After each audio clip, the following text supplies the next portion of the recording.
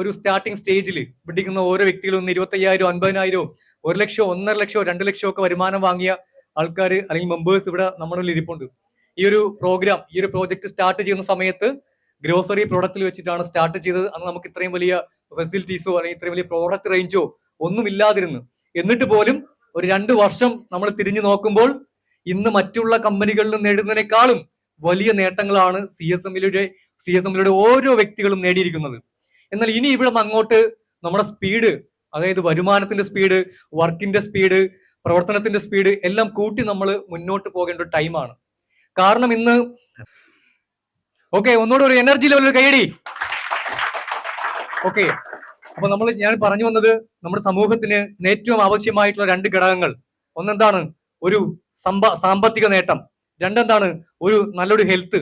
ഇത് നമ്മുടെ സമൂഹത്തിൽ എല്ലാ വ്യക്തികൾക്കും ആവശ്യമാണ് എന്നുള്ള ഒരൊറ്റ കാര്യം നമ്മൾ മനസ്സിൽ ലക്ഷ്യമിട്ട് CSMനെ നിങ്ങൾ ആത്മാർത്ഥമായിട്ടും ഏറ്റെടുത്തുകൊണ്ട് ഇനി മുന്നോട്ട് പോവുക.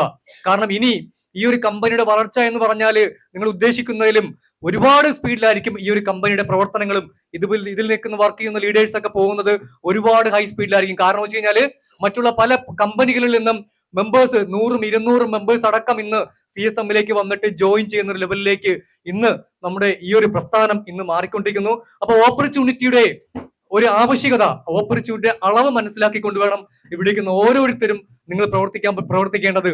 അപ്പൊ എന്തായാലും നമ്മുടെ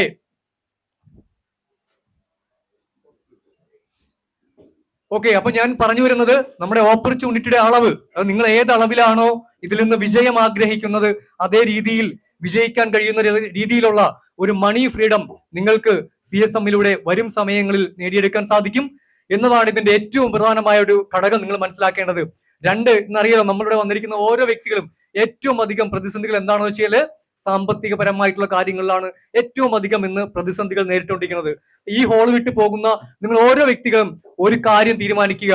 അടുത്ത 1 വർഷത്തിന് ശേഷം ഞാൻ ഇത്ര ലെവലിൽ ഒരു ഇൻകം ക്രിയേറ്റ് ചെയ്യും, അല്ലെങ്കിൽ ഇത്ര ഒരു ചെറിയ ലെവലിലുള്ള ആഗ്രഹം നിങ്ങൾ കംപ്ലീറ്റ് ചെയ്യും എന്നൊരു ലക്ഷ്യം നിങ്ങൾ മനസ്സിലിട്ടുകൊണ്ട് വേണം ഇവിടുന്ന് പുറത്തേക്ക് പോകാൻ വേണ്ടിയിട്ട്.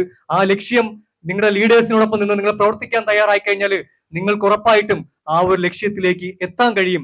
മനസ്സിലാക്കുക, നമുക്കൊരു ലക്ഷ്യബോധവും വ്യക്തമായിട്ടുള്ള പ്ലാനിങ്ങും ഈ ബിസിനസിന്റെ നോളജുമാണ് ഓരോ വ്യക്തികളെയും വരും സമയങ്ങളിൽ ഇതിന്റെ ഉയർന്ന പൊസിഷനിലേക്ക് എത്തിക്കുവാൻ സഹായിക്കുന്നത്.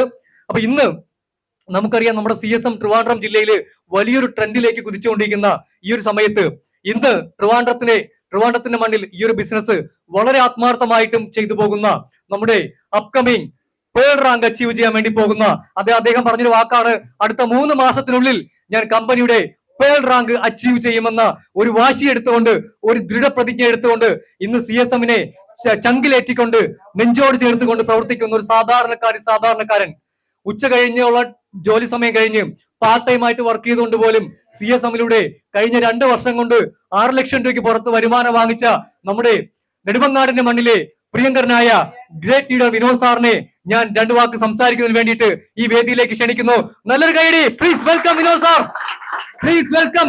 കൈയടി പോരാ.